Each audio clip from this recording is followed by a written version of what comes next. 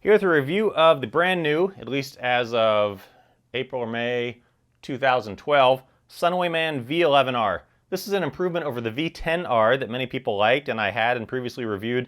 And there were a lot of things that I liked about it, but there were a few things that I wasn't crazy about with it. And it's almost like Sunwayman watched my review, I kind of doubt it, but watched my review and made corrections based on it because a lot of the concerns I had have been improved in the V11R. So it's a nice light. The reason that I got this light, one of the big selling points for it, is that I wanted a light that was a great everyday carry light, had a little bit of a tactical use if need be, but mostly a light that went super dim to pretty bright. I've been using this Phoenix PD20, and it's a great light. It's nice and small, pretty close to the same size as you can see. But the downside of this light is that the low output on this light, I think, is 7 or 9 lumens. And in a hotel room, you get up in the middle of the night and you put it onto that 7 or 9 lumens, whatever it is, and I always have to put my finger over the tip because it's just too darn bright. So I wanted a light that went down lower. Also at the hospital, you shine that light into someone's eyes and they're not fond of it. So I wanted a light that went a little bit lower, but was still a very small size, and this V10R, V11R fits that bill. So uses for this, great for an everyday carry light, which is one of the big reasons that I got it. You could push it into a little bit of a tactical role because it has a forward click design. So a couple types of uses for that. Let's have a look at the case. Aerospace grade aluminum, IPX8 rating. So this will take plenty of beating. Size and weight, 49 grams, 84 millimeters by 23 millimeters on the tip. Battery, it's a single CR123 battery. There's actually 2 battery options for this. Single CR123, which goes on the tip here, and that will do 0 to 190 lumens. Or there's an option to get a little extender tube here where you can put a AA light or AA battery in it, and that will bump it up to a 500 lumen capability. So I thought about getting the extender tubing, figured I probably wouldn't, and I'm not going to everyday carry it, even though it's not that much bigger actually, but 190 lumens is plenty for most uses. So I figured I'd get the light, see if I liked it before I thought about getting the extension tube. Anyway, so let's have a look at the case. We'll go back to front as usual. Tail cap. So here's a place where they improved this over the V10R. One of the things I didn't like about the V10R was that the tail, the whole thing was just one flat all the way around. And when you put your hand into it, you had to actually go over the tail cap. And it wasn't a big deal, but this is improved because they have done some scalloping there of the tail cap. Now, one thing that I don't like that they've done with this is that they've made the button metal. I don't know why they've made it metal, but they've made the tail button metal. And I mean, it looks nice, but the downside of it is that it kind of squeaks. It's kind of noisy. Let me bring the microphone up here and show you. Hear that? Let's turn the light down a little bit.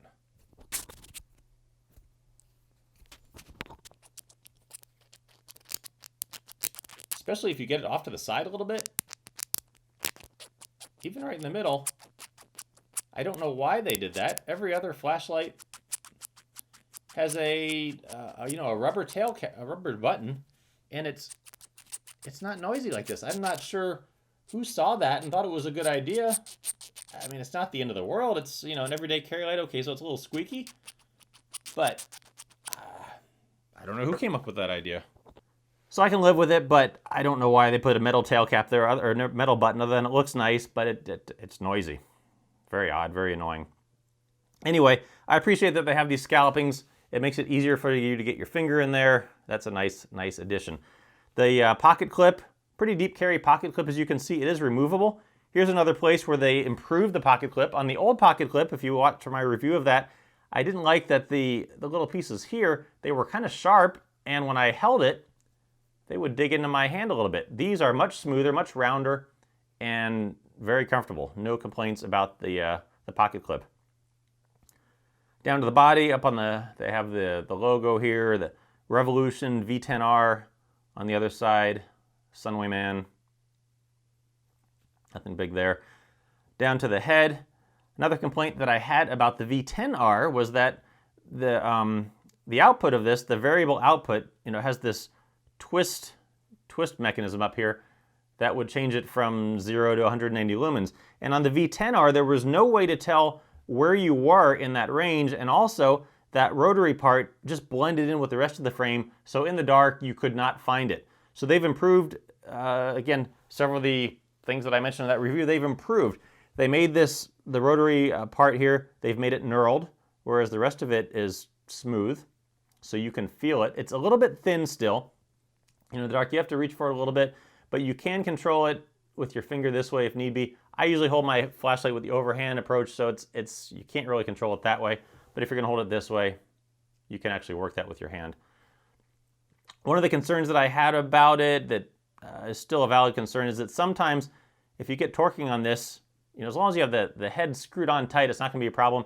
But I think I had a few issues where the head came a little bit loose just from tightening and loosening that. So really make sure that you've got that head screwed on tight.